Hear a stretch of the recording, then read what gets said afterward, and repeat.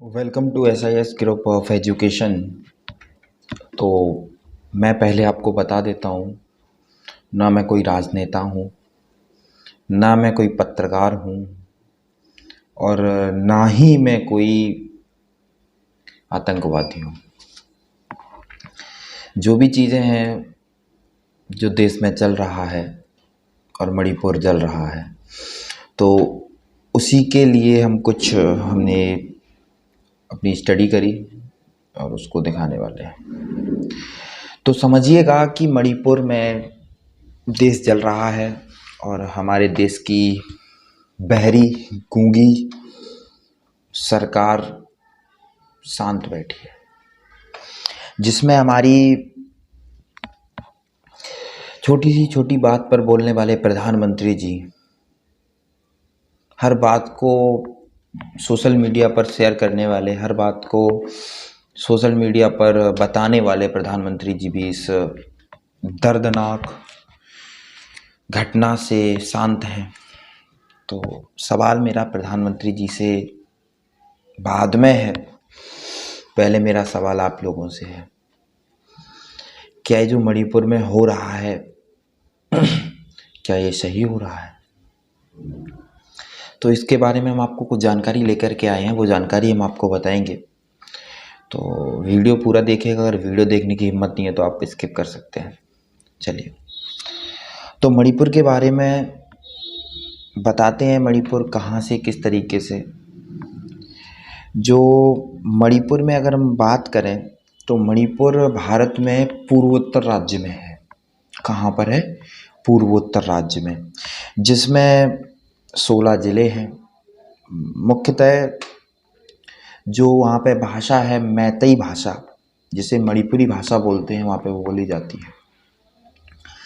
मणिपुर में फ़िलहाल में बीजेपी शासित राज्य है, बीजेपी की सरकार है। 5 मार्च 2017 से बीजेपी की वहाँ सरकार है, जिसमें एन बीरेन सिंह वहाँ के मुख्यमंत्री, वहाँ के जो राज्यपाल अनुसुईया उइके। तो लगभग 90 दिन होने को हैं, वहाँ पर बराबर हिंसाएं हो रही हैं। अब इनका मेन मकसद क्या है? इनसे अगर कोई सवाल करे तो संसद से सस्पेंड हो जाए, क्या पता मेरा यूट्यूब चैनल कल बंद हो जाए। तो हो सकता है जो भी हो, लेकिन मैं बोलूँगा। अब जानते हैं कि सरकार चुप क्यों है, इतना संघर्ष क्यों है, क्यों जवाब नहीं दे रही है गवर्नमेंट। तो गवर्नमेंट मेनली 2 चीज़ों पर है। अगर हम पहली बात को समझें कि गवर्नमेंट का यहाँ पर प्रतिक्रिया ना देना और हिंसा का बढ़ना, प्रतिक्रिया कब देना है कब नहीं देना है, ये डिसाइड मुख्यमंत्री करेगा। 90 दिन से मुख्यमंत्री क्या कर रहा था? मुख्यमंत्री हो, अगर कोई मुखिया के सामने देश में या फिर किसी परिवार में दंगा होता है तो सारी जिम्मेदारी मुखिया की होती है। अगर रिबन काटने से देश चलता होता तो 70 साल में तो ये बर्बाद कर दिए थे। कहते हैं कांग्रेस ने कुछ नहीं किया। अगर कांग्रेस ने कुछ नहीं किया तो तुम जला क्या रहे हो, बेच क्या रहे हो? अब इनका मेन मकसद ये है कि हिंदू खतरे में है, ये खतरे में है, वो खतरे में है। अब इन चीज़ों से बात नहीं चलनी है। भारत की इकॉनमी देखिए, बेरोज़गारी देखिए, सारी चीज़ें बहुत बुरी तरीके से बढ़ चुकी हैं। तो हम आपको कुछ बताना चाहेंगे, वो ज़रा देखिए। मुख्यतः इसमें 2 संप्रदाय पाए जाते हैं, 2 समुदाय हैं मणिपुर में, मैतेई समुदाय और कुकी समुदाय। मैतेई समुदाय और कुकी समुदाय। तो जो मैतेई समुदाय है, जो राज्य के बहुसंख्यक हैं, ये लगभग 53% है। जैसा मुझे डाटा मिला है उस हिसाब से मणिपुर में 53% मैतेई समुदाय के लोग रहते हैं और जो नागा जाति समूह के हैं वो 24% रहते हैं। इसके अलावा एक और समुदाय है कुकी समुदाय। कुकी समुदाय के लोग 16% रहते हैं। अब ये मैटर आया कहाँ से, इसके बारे में 90% लोगों को नहीं पता होगा, तो मैं वही बता रहा हूँ। ये जो मैटर आया कि 19 अप्रैल को एक आदेश आता है मणिपुर उच्चतम न्यायालय से कि जो राज्य के बहुसंख्यक मैतेई समुदाय के लोग हैं इनको एसटी यानी कि शेड्यूल्ड ट्राइब का दर्जा दिया गया। किसका दिया गया? शेड्यूल्ड ट्राइब का।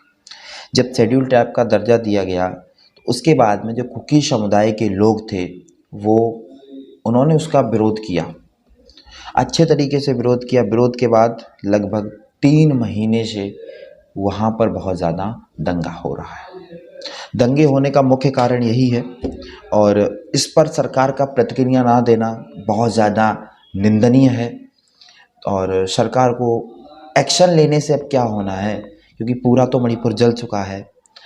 आपने न्यूज़ भी सुनी होगी, आपने न्यूज़, क्योंकि फ़िलहाल में आप एक यहाँ पे इनका प्रोपोगंडा देख रहे हैं कि आप कोई भी न्यूज़ चैनल उठा के देख लीजिए, उनको वही दिखाई देगी, सीमा दिखाई देगी, एसडीएम ने उसको छोड़ दिया, ये कर दिया, वो कर दिया, टमाटर के भाव बढ़ गए, पाकिस्तान की इनको बेरोज़गारी नज़र आती है।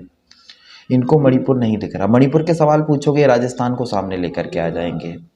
मैं कागज़ पर लिख देता हूँ, राजस्थान जितना अच्छा अगर चलाया है तो कांग्रेस ने चलाया है। राजस्थान में जितनी सारी नौकरियां मिली हैं, जितनी सुरक्षा व्यवस्था ठीक है, वहाँ पर सिलेंडर की जो कीमत है, वहाँ पर सही तरीके से शासन चलाया है। वहाँ की अर्थव्यवस्था, कानून कर्नाटक के पीछे पड़े हुए हो, तो वो सारी चीज़ें, मतलब वो कहते हैं ना कि बुरा जो देखन मैं चला, बुरा ना मिलिया कोई, जो दिल खोजा अपना, मुझसे बुरा ना कोई। तो मुझसे तो कोई बुरा है नहीं और दूसरों में बस अपनी कमियां ढूंढते रहोगे। और मणिपुर में बहुत ज़्यादा हालत ख़राब है। मणिपुर की स्थिति मैं आपको बता चुका हूँ। मणिपुर में बहुत ज़्यादा दिक्कत है और मैन वहाँ पर जो हिंदू, एक और मैं आपको बताता हूँ कि मणिपुर में ये क्या हुआ। मणिपुर में जो पहले आज़ादी के बाद जो वहाँ पे हिंदू थे वो लगभग 61% थे, 60%, वो घट कर के 41% रह गए। ईसाई 19% थे, वो 41% हो गए। मतलब कहने का मतलब ये है कि वहाँ पे जो मणिपुर है वो पूरी तरीके से ईसाइयों का प्रदेश बन चुका है। अब ये इसी वजह से ये हिंदू मुसलमान वाला सपोर्ट वहाँ पे चल नहीं रहा है, तो यहाँ पर बीजेपी शांत बैठी है। तो मैं सारे राजनेताओं या फिर नेताओं से आग्रह निवेदन करता हूँ कि कृपया मणिपुर को बचा लो, क्योंकि मणिपुर बहुत ज़्यादा खतरे में है, मणिपुर बहुत ज़्यादा जल चुका है। तो जिस तरीके से वीडियो सामने आ रहे हैं, वहाँ पर एक जो अपना सैनिक था, वहाँ पर जो कर्नल रह चुका था, तो उसकी पत्नी को जब सामूहिक गैंगरेप हुआ, परेड कराई गई बिना वस्त्रों के, तो उसने कहा ना कि मैंने अपने देश को तो बचा लिया, मैंने अपने देश की रक्षा कर ली, लेकिन अपनी पत्नी की रक्षा नहीं कर पाया। तो बहुत ज़्यादा दर्दनाक है। आज के लिए इतना ही रखते हैं। राम राम।